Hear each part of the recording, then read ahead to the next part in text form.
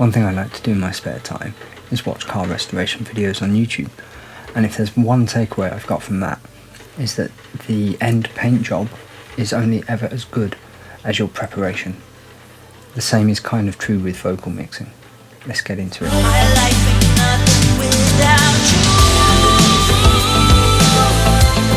You're waiting by the phone, your heart's on fire, your heart's on fire. Your finger on the dial through the wire. This is Andrea, a song by NeverMann from his album Gentleman. I worked with him on the creation of this album. I did all the audio mixing and I'm credited as a co-producer. Quick bit about the album. He sent me a selection of song ideas that he and his friend Rickard had worked on. I would take the sounds he sent me. I would do my thing that you've seen me do, choppity chop, add some bits where necessary, and make any changes, subtle changes to arrangement and things, maybe bounce ideas back, say, oh, can you do this as well? And oh, I'd like to add a guitar here. Can you get in touch with the guitarist from that other song? That sort of a thing. And then some songs, I had a few ideas, sketched out songs that I'd written over the years, and I said, oh, how about this? How about that? And I sent him some things that I built up from scratch. So the album's a mixture of songs where the initial sound selection was overseen by David and Rickard, and I sort of went in and did my thing, and then other songs where I built it from the ground up with some drums, bass, other synths, and sent it over. David would then come up with lyrics or melody lines or whatever, and make suggestions and request things, and we bounced back and forth in a group chat, the three of us, me, David and Rickard, for several months, and put together an album, and I'm really proud of it. I'm really pleased with it. It was a lot of fun. It's really nice to work with open-minded, creative people who are just pleasant to work with and really supportive of ideas that might seem a little left field, but once executed, paid off. Anyway, so this song has both David, NeverMann, and his friend Hilda, who has a very nice singing voice, and they duet on it, which is why I wanted to look at it, because we've got an opportunity to look at both male and female vocals in both a lead and backing role. If you look here, all of this sort of purple stuff is David, and the pink stuff below it here is Hilda.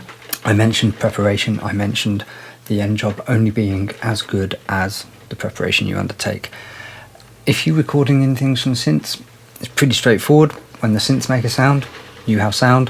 When the synths aren't making a sound, they don't make any sound, apart from the DX, which is why we put a noise gate on it sometimes. But the voice is different. In between each line delivery, in pauses, you know, in these big empty gaps here, we've got headphone spill, you've got breathing, you've got all these lovely noises. Yeah, all this horrible stuff that you don't want in the end recording. That's all got to go. That's got to be chopped out. And slightly kicking myself in a way, I've been overconfident here, and I've made my edits and I've printed them. The original unedited audio is no longer there to demonstrate it with. I will still endeavour to talk you through things. You chop out all of the unwanted, so literally everything up until a sound wave, a proper bit of vocal line happens, get it gone, put your little fades on either side so there's no clicks or pops when the audio region comes into play. That's the very first step. After that, we address timing. Now David's timing was pretty stellar, pretty spot on. I rarely had to go in and do much moving. He's got a really tight sense of rhythm. It's one of the things that drew me to when I heard the demos. I was like, yeah, this guy, he's on point. And assuming you've watched my other videos, you know I'm a bit of a stickler for precision. And David's precision was bang on, so I was like, yeah, wicked. One or two things maybe in places I might flex and nudge things about a bit, but we're talking like fractional, a few milliseconds or a few samples worth of changes just to really tighten up certain moments, to really get them on the beat. But I've done things with other singers where you've got to be really invasive, so much so that time stretching is too big of a job, because the degradation in sound quality from the time stretching becomes apparent, and actually you start chopping individual words up and grabbing the region and nudging it. Don't know about other doors, but certainly in Logic I tend to work defaulted with editing to smart, where it kind of nudges and snaps to grid divisions, but there's always the option to hold down the control key to make completely smooth movements, and often you end up going and doing that tiny adjustments. Listen, is it right? Maybe not. Adjust a bit more. Is it right? Maybe not. Undo back to where it's latched on, and then try again, sort of thing. A little bit of trial and error, a little bit of experience, really. Practice it, get those sorts of things under your belt a few times, and you get more fluid and more confident with it. Once you've got everything exactly, and I mean exactly where you want it, you know where you're at, and that's when you go into tuning. I'm not going to enter into any kind of debate about whether or not people should tune or correct tuning on vocals. For me, it comes from the same place as people who turn their nose up at using loops, or turn their nose up at using samples, or turn their nose up at using digital synths over analog synths, or it just, honestly, the whole purity argument is just, it's endless, and frankly it's a waste of time. All the time spent arguing about that could be spent just making music that's fun to listen to. So whatever, man, like, life's too short, get on with it. Anyway, once you've got everything in place, you tune. Logic's tuning is good, I think, on the whole. I don't use it that often, because if you've watched my previous breakdowns, you know I've been using Logic for a long time, and a long time ago I've adopted third-party plugins to make up for things Logic couldn't do, and I still kind of use them because I'm a creature of habit. You know what you like what you know. That said, I have used Logic's tuning from time to time, odd little bits and bobs here and there, just to try it out, and I've been quite impressed. No real complaints. A lot of the time with pitch correction, it boils down to addressing the transition between the notes. As long as you can keep that in that sweet spot where it's tightened up but it doesn't overstep the mark and become an obvious artificial incursion by the software, you can maintain a lot of human element. I've tuned these, and I think in many cases in most cases where I've tuned, I've printed and ditched the original. Like, I was satisfied enough. I've printed it to save CPU, ditched the original. The tuner that I use, I'll just quickly show you this. Here you go. It's a plugin, it's Waves Tune. It's pretty decent. It's quite invisible most of the time. You've got this, unless you're being very drastic with it, you've got this kind of ambery orange line here. That's your original. The green line's where I've ironed things out. What this does is this maps the tuning to the time code of the song. So if I move the audio will play in a new position, but the pitch correction will still be trying to happen in the old position. So if you nudge something a bar or 2 bars and you've got a lot of singing, you end up with the wrong pitch correction applying to that singing, and you have to re-record it in and redo all your edits, or try and get it into here and drag it and move it to line up. That's a bit of a faff. So that's why I always say try and get everything exactly where you want it first, especially if you're using something like this, or if you're using Melodyne, which is kind of like this as well, only probably a bit better but a lot more expensive. But if you're using Logic, you can drag it around, do what you like, and the pitch correction will still be applied, because the pitch correction's locked to the region as opposed to the time code of the track. So we clear out every little bit of guff, every little bit of like breathing and before the delivery of the line. Get it gone, unless you want that in. This kind of stuff, no, not normally. It gets caught up in the compressor, it gets made really loud, it goes off into the reverb. Nobody wants to hear that. Get it all gone, get all of the nastiness gone.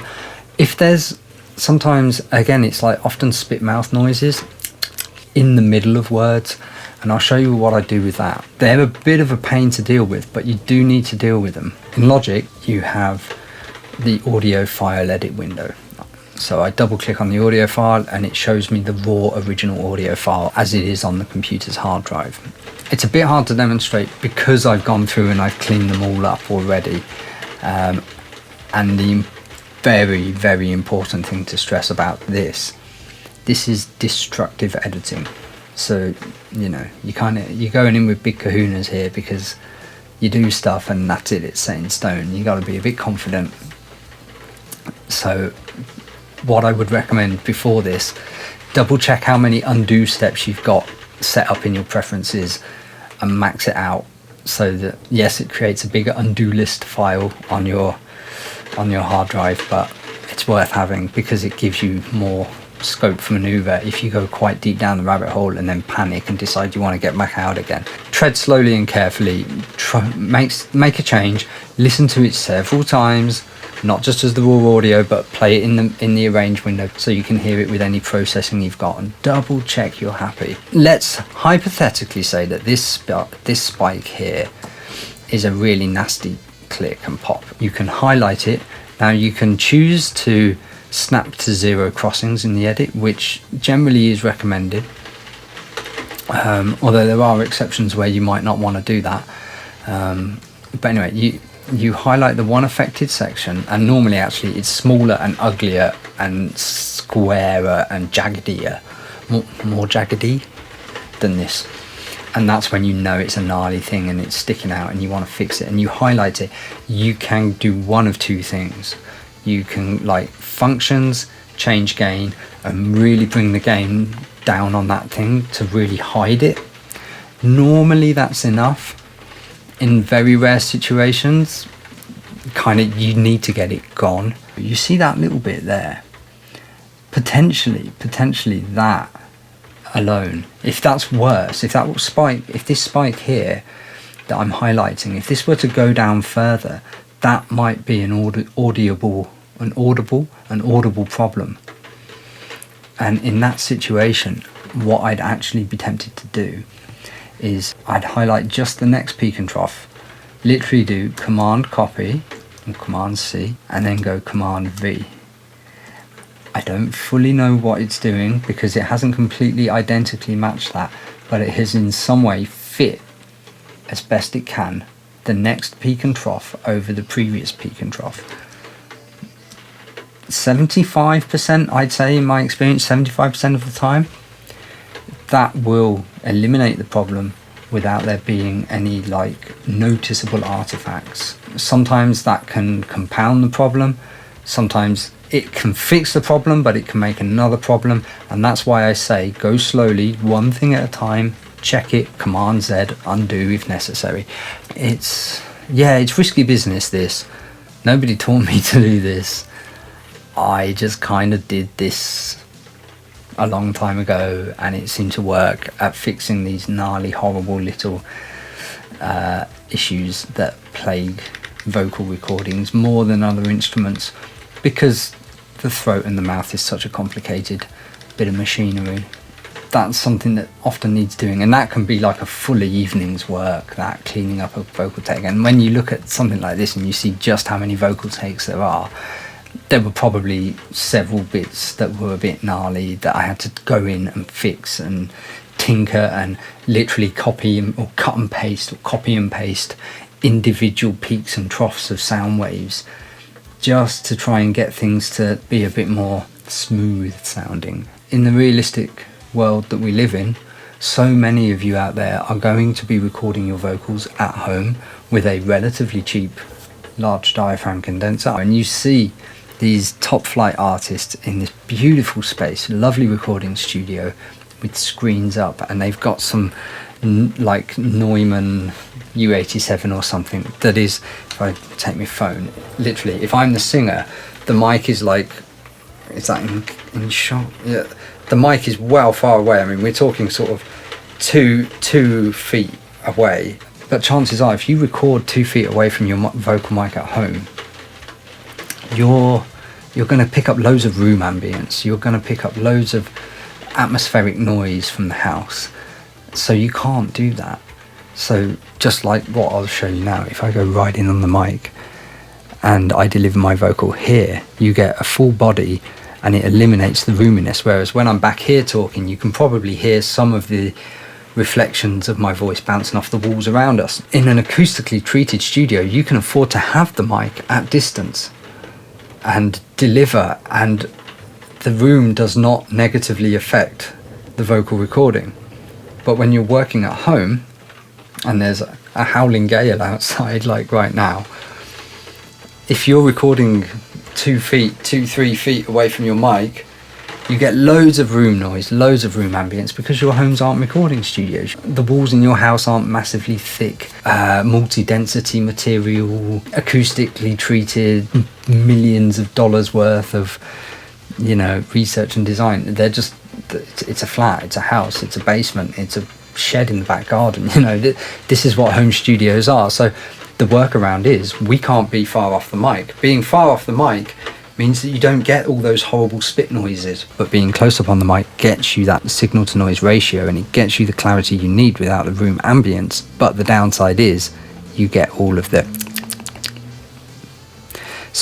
swings and roundabouts. The compromise is you may not get the great sounding room, but you've still got a decent mic, you've still got a decent preamp. You're just going to have to spend a bit more time sifting through your audio files and isolating all the nasty little clickety poppity bits and dealing with them. We've got the audio recorded, we've got it chopped up, we've cleaned out all the nasty bits of guff and the clicks and the pops.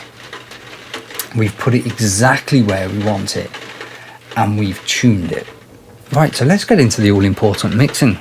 I assume you've been and listened to the original now. The link's down in the bottom if you don't know it already. Firstly, the lead vocal, I've got the verse and the chorus. They've probably got slightly different treatment on them, and that's why they're on different tracks.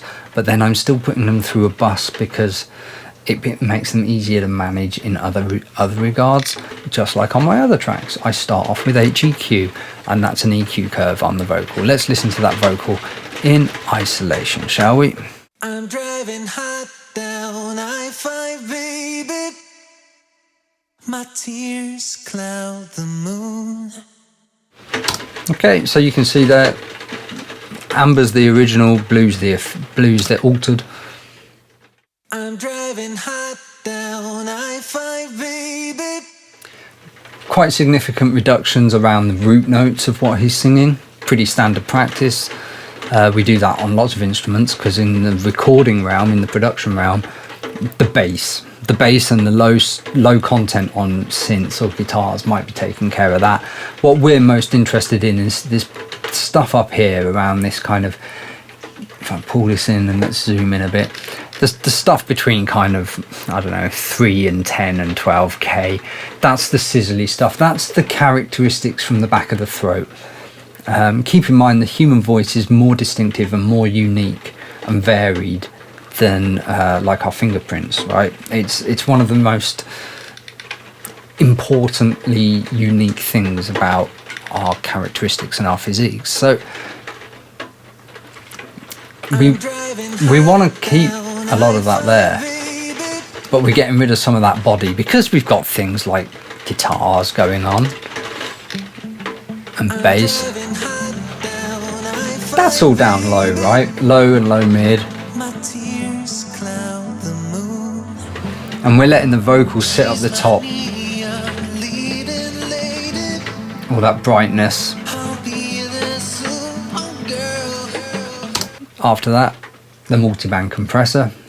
Again, if you watch my other videos, you're seeing a theme. EQ, multiband compress. Oh look, what a surprise, we're dealing with 300 lows, low mids, letting that area that we want the most attention remain relatively, if entirely unaffected, there between 4 and 12k, and then right up the top handling some of that flyaway stuff that becomes a bit hard to control if it gets into the reverb and things. Something we won't have looked at yet because it's quite a voice specific plugin, a de-esser. Again, I'm running with the Waves one because, well, yeah, you buy a pack of plugins, man, like they cost money, you're going to use them, aren't you? Logic's de-esser's fine though. I've just literally pulled up the preset of Male S. Don't know, maybe that defaulted at 4,500, maybe I nudged that a bit.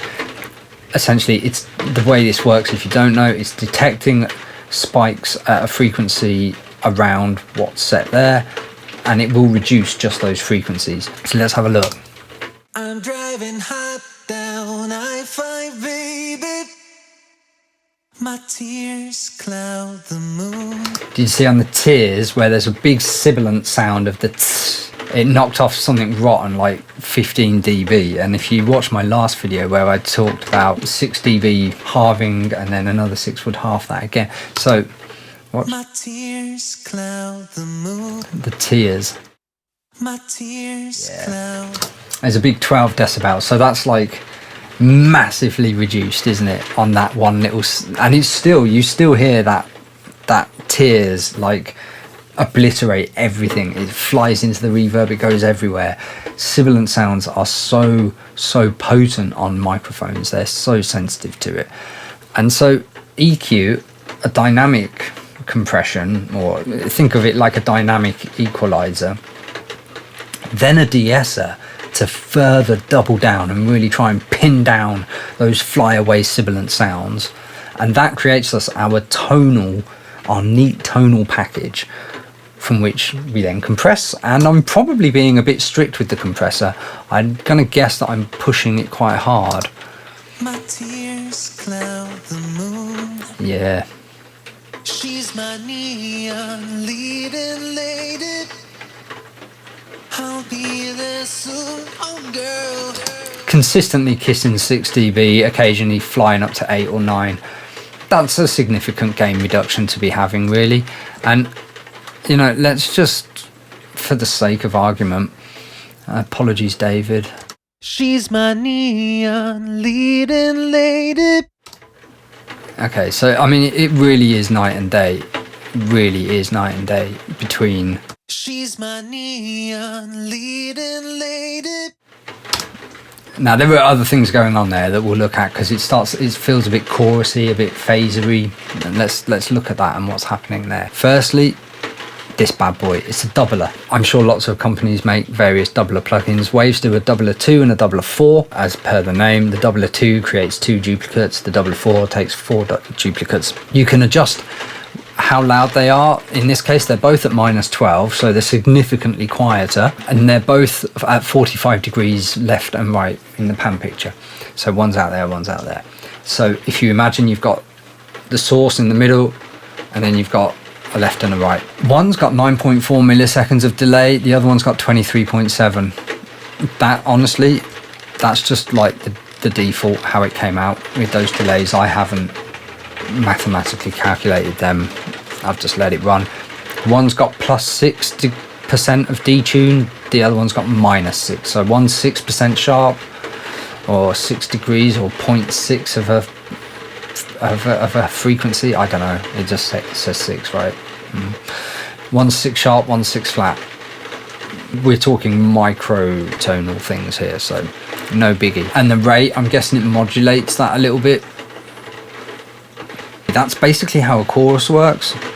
A chorus takes your original signal, duplicates it, and then it modulates, using like a low frequency oscillator or whatever, it ever so slightly modulates its tuning. So it goes a bit sharp and a bit flat and a bit sharp and a bit flat, sharp, flat, sharp, flat, sharp, flat, and it blends it with the original. And what that does is that causes moments within certain frequencies to drift in and out of phase with one another, and just creates this kind of shimmery kind of niceness, really. Yes, you think of it like violins in an orchestra. Maybe you've got 10 or 12 violins. If they all play the same note, you still know it's 10 or 12 violins, because there's no way on earth that they'll all be able to play an identical note, because they're human and there's no frets and human imperfections. So you get this natural chorus effect where the multiple violins, with the human ear being a single receptor point, interpret some of these overlapping frequencies, which will be near identical, as a little bit phasey or a little bit chorusy. That's kind of what we're doing here with the voice. That's what the chorus effect as a plugin or guitar pedal or whatever on a keyboard, that's what that's doing. It duplicates and modulates. And we're just kind of creating that with the doubler, only what the doubler does is it specifically places them in the stereo field. So that slight chorus quality becomes a nice wide stereo image. And so if I take this off, you'll notice there's quite a drastic difference. She's my neon leading lady. Put it back on. She's my neon leading lady. It's a bit similar as well to when you double track, when you get a singer who just really tightly sings 2 takes and delivers every syllable at exactly the same time.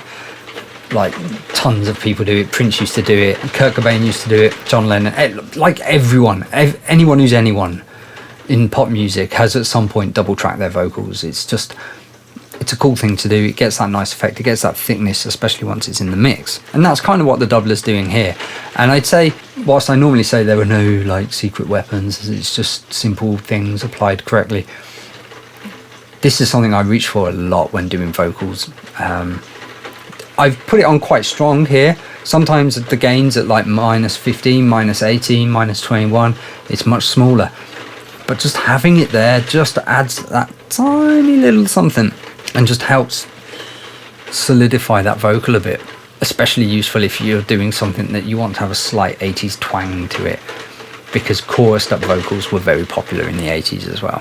With it shaped and compressed the way we want it, we've now doubled it with the doubler, or chorused it, put a bit of chorus on it with the doubler. And then another weapon that I think is really important, I nearly always use to some degree, even if it's like a tiny amount, the old tape delay. We looked at this before. Big fan of the tape delay. This one at the moment is set to 100% dry and 0% wet. If I open up my automation, there it is, tape delay wet at 0. If we zoom out, you can see, yeah, there. So on the intro, there's no tape delay, but for the chorus, let's go to the chorus. California road, cruising through my Oh, I left the breaths in on that. It must have been stylistically appropriate to do so.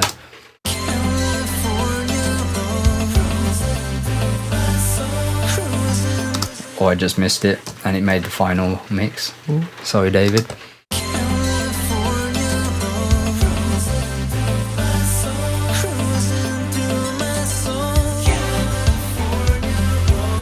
You don't need me to explain why we're using the delay there, do you? It's pretty self-evident. It's all synced up with the rhythm and it overlaps with the backing vocals are singing, and yeah, that comes in and out. Again, I've probably mentioned this before, but with the high cut, low cut in your delays, where possible, just mind the top and bottom ends. You don't want to be delaying loads of low guff, and you don't want to be delaying all that really high stuff that kind of flies away and you start to lose control of the top end of your mix. And then after there, I suspect then it's like, move on, go look at other things. And then at some point or other, I have returned to this lead vocal dissatisfied and probably being a bit too lazy to go back and kind of try and pull apart my signal chain and figure out what I can do differently. I've probably just felt it needed a touch more compression. Maybe that compression needed to happen after chorus and delay. Chorus and delay was just making it swell a bit too much. I don't know, I can't remember. This was ages ago. It was like last year sometime. Let's have a look. Let's see what this is doing. It's not doing anything, but there's monstrous amounts of makeup gain on that, so I don't know. This might have been a slight case of like, oh, I'm not happy with this, I'm going to chuck something at it.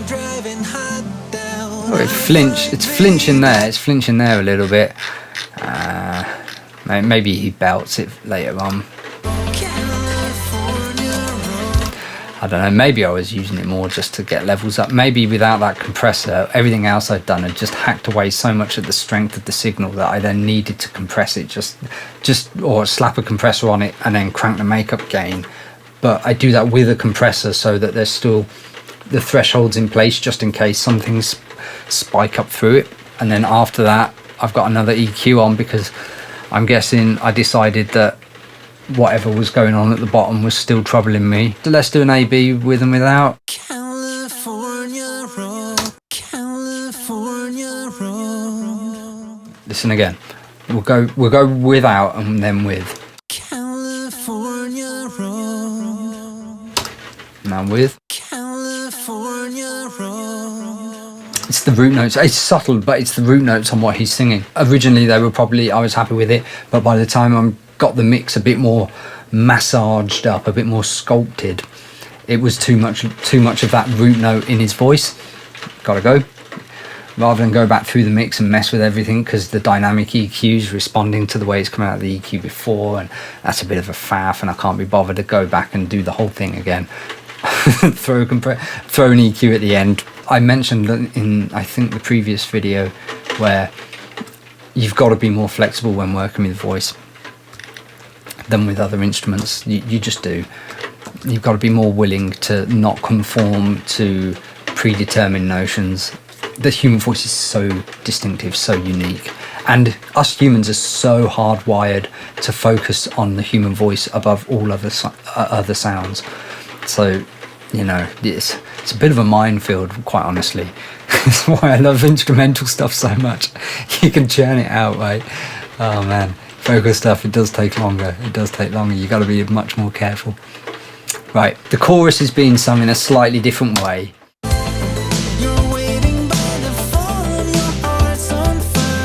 So it's just probably had duplicate and then nudge, you know, copy the channel settings and then just tweak and nudge as required. You can see I'm cooking the reverb on that massively.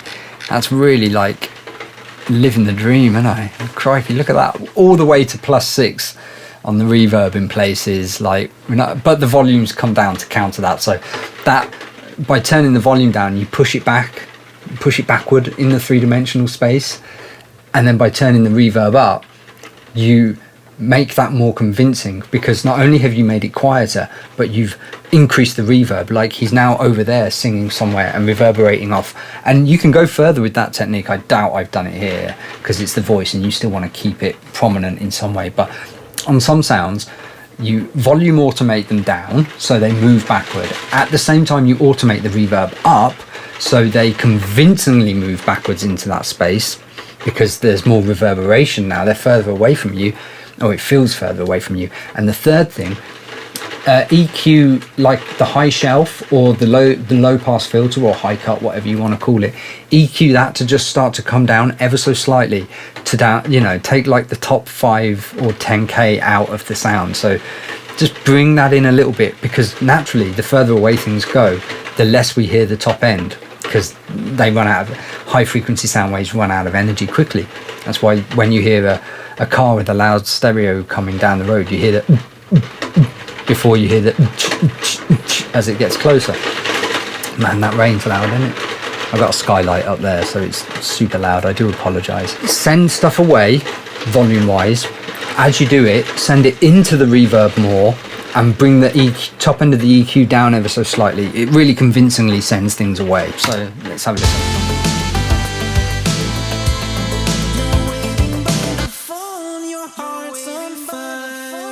Big delay, big reverb, way back there. Because we're letting the saxophone do its thing there, aren't we? It's still not rocket science, but it's a little bit more pernickety, should we say. Like, it's a little bit more fiddly than what we've been doing perhaps with our EQ and compressions on our synths and our drum parts and stuff. But, you know, you just go a bit easier on vocals, you take your time. Just dropping in from the edit to say, as we weren't looking at the whole mix, one thing I didn't mention was sidechain compression. And you want to apply that reference to the lead vocal. The lead vocal will undoubtedly have some things in the mix that it's going to compete with, and you want the vocal to be front and centre most of the time. So mid-range stuff, instruments, guitars, keys, whatever, set that up with a compressor that is referencing the lead vocal as the sidechain. If you've got your lead vocal spread across several tracks, like I've done here, send them all to a bus, set that bus up with no audio output, let that signal sit, reference that for your sidechain, so that when whoever's singing, if you've got 2 or 3 or 4 singers, or one singer but processed differently at different times, whoever's singing, you've just got that compressor on your keys, on your synths, on your guitars, maybe even just a teeny bit on the bass, just to stop things intruding on the vocal. I think that's about it. Right, let's get back to it. Let's have a look at the backing vocals and talk about the role they play.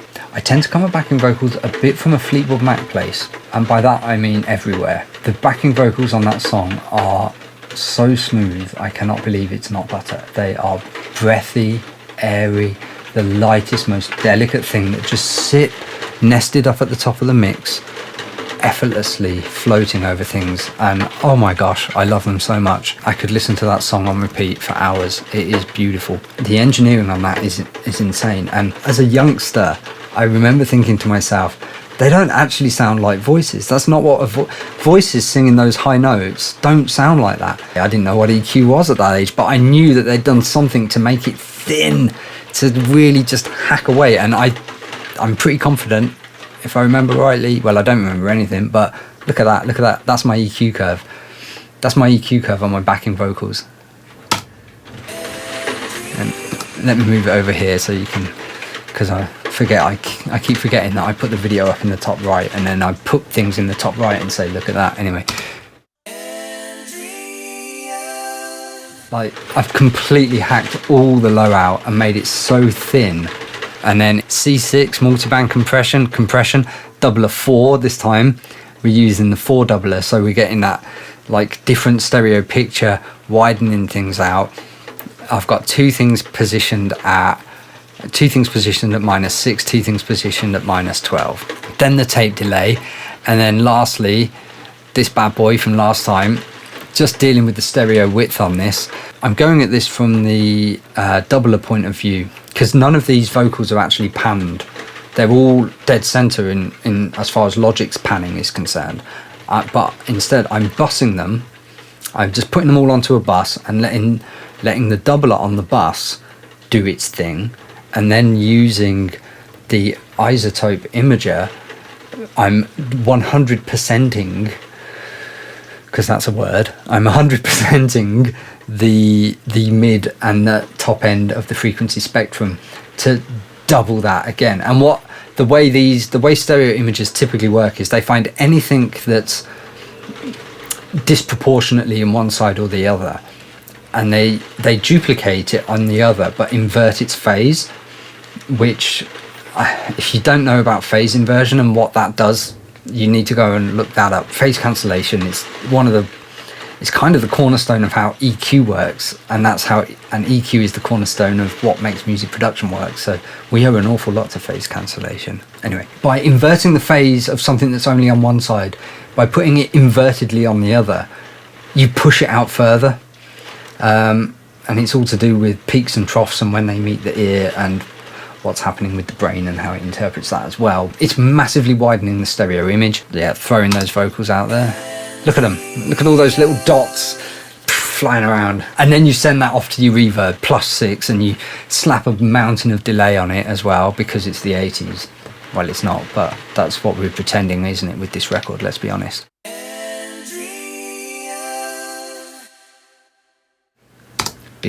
I've approached this with Fleetwood Mac in mind. Obviously, Fleetwood Mac is like, you don't.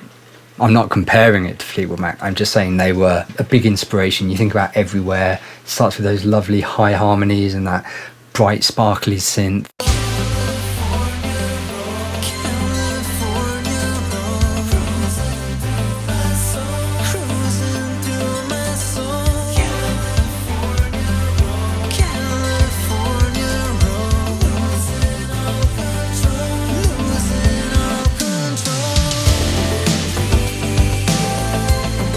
And so then on the chorus, we've got Hilda singing Andrea.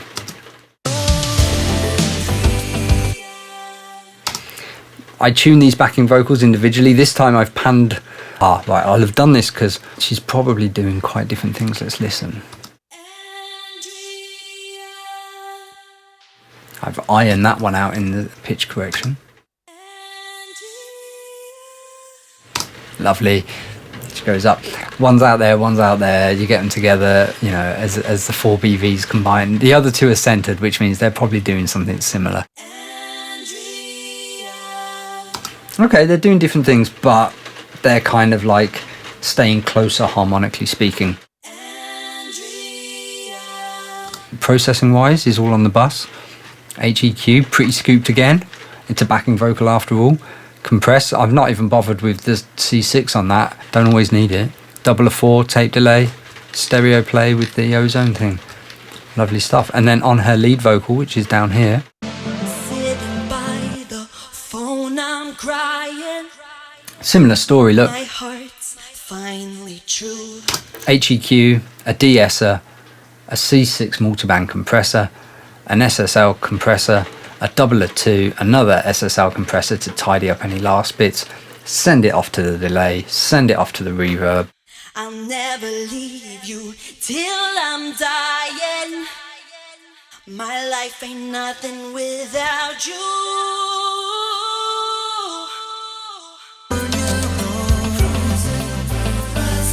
Cruising through my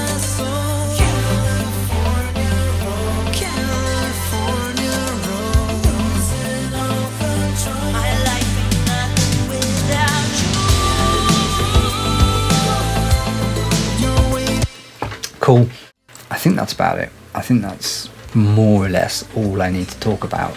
There's not a massive amount of volume automation on this track, because I think the delivery of both the singers is quite consistent, quite tight, and then when you've got that consistency in the waveform and you're using your EQ and compression appropriately, there shouldn't be too much up and down. There were a couple of tracks on this album where there was a lot more up and down due to the nature of the words and the delivery and the syllables and the pauses and the rhythm. You just got to take each mix as it comes and do what needs doing for each mix. But yeah, no special magic tricks. The same old really. EQ, multiband compress, in this case DS. Compress that overall thing in the end, and then again in this case we've got that doubler, which is a chorus. You think about my synths, I was always slapping a chorus in there somewhere, wasn't I, most of the time? Good old tail chorus.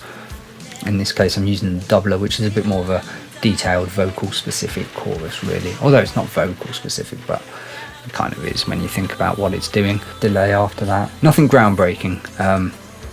Just always keep, look to inspiration, look to the music you listen to and the music you like, and listen and think, how are they doing that and how can I replicate that? And I don't mean copy, I just mean how can I capture that same feeling, that same effect, that same characteristic or tone or colour or whatever. We're all just standing on the shoulders of giants, so let's look to those giants, because they're the ones that led the way when this technology was new, or before some of this technology had even been invented. I think that's about it. This is YouTube, you know what to do.